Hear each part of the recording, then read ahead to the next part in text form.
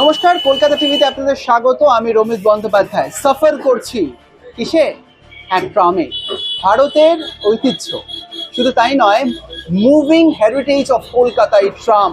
আর এই ট্রামের ভবিষ্যৎ এবং এই যে টুং টুং শব্দ, এই শব্দের সাথে যুক্ত যে মানুষগুলো, তাদের ভবিষ্যৎ অনিশ্চিত হয়েছিল এতদিন। সরকার বদলেছে, নতুন আশা, নতুন স্বপ্ন এবং আধুনিকীকরণ করা হবে ট্রাম, সেরকম শোনা যাচ্ছে।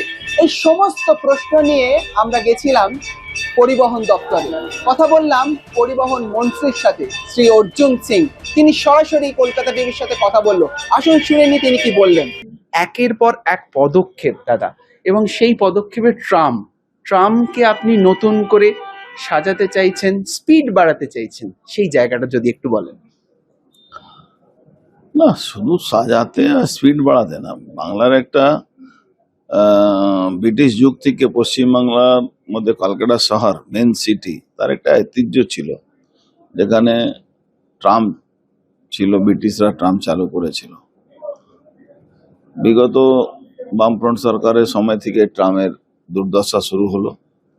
ট্রামের দুর্দশার লেভেলটা কি ভাবতে পারবেন না, যেখানে ওখানে কর্মচারীরা ছিল, তাদেরকে মিথ্যা প্রতিশ্রুতি দিয়ে একটা ব্ল্যাঙ্ক পেপারে সই করিয়ে তাদের পেনশনটা মেরে দিয়েছে।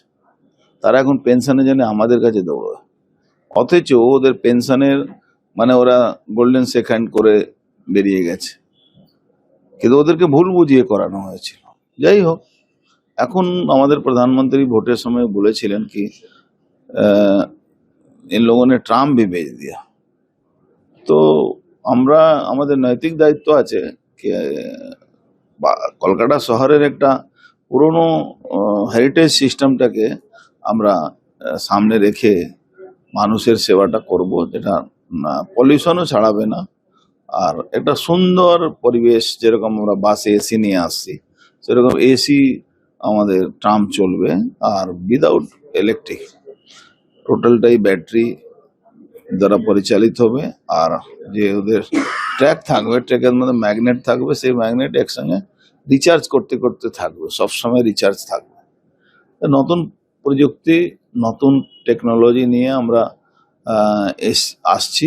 আমাদের সার্ভে খুব শীঘ্রই পেয়ে যাব আমরা, কোন কোন রুটটা ভাইবল আছে, কোন কোন রুটটা ভাইবল নেই। আমরা যে প্রপোজাল দিয়েছি, পুরোনো রুটটা সবটাই চালু করা, লেফট সাইড দিয়ে ট্রামটা চলা, আর নতুন মাঝে দক্ষিণেশ্বর টু কালীঘাট একটা রুট চালানো, আর ওদিকে রাজারহাট নিউ টাউন আর সল্টলেক, বড় বড় রাস্তা আছে, ওখানে চালানো যেতে পারে। এটা একটা পরিকল্পনা ভেবেছি আমরা, আশা করি আমরা সফল হব। সেই ক্ষেত্রে ট্রামের স্পিড, সেই স্পিডটাও কি বাড়বে? আপনি যদি অন্য অন্য দেশের ট্রামের যদি স্পিডগুলো দেখেন, বা আমরা খুব শীঘ্রই রিলিজ করব কি এইভাবে ট্রামটা আমরা চালাবো, যে সার্ভে এসে যাবে। আর আরো একটা তার সঙ্গে যুক্ত করব কি আমাদের ট্রামটা কিন্তু পশ্চিমবাংলা তৈরি হবে, প্রযুক্তি বিদেশে থাকবে কিন্তু তৈরি হবে এখানে, অ্যাসেম্বল এখানে হবে প্রথমে, তারপরে কাজটা আমরা একটা মডেল হিসাবে দুর্গাপূজার মধ্যে যদি যে রুটটা এখনো ভাইবল আছে, সেখানে ওই ট্রামগুলো নামাবার একটা চেষ্টা করছি।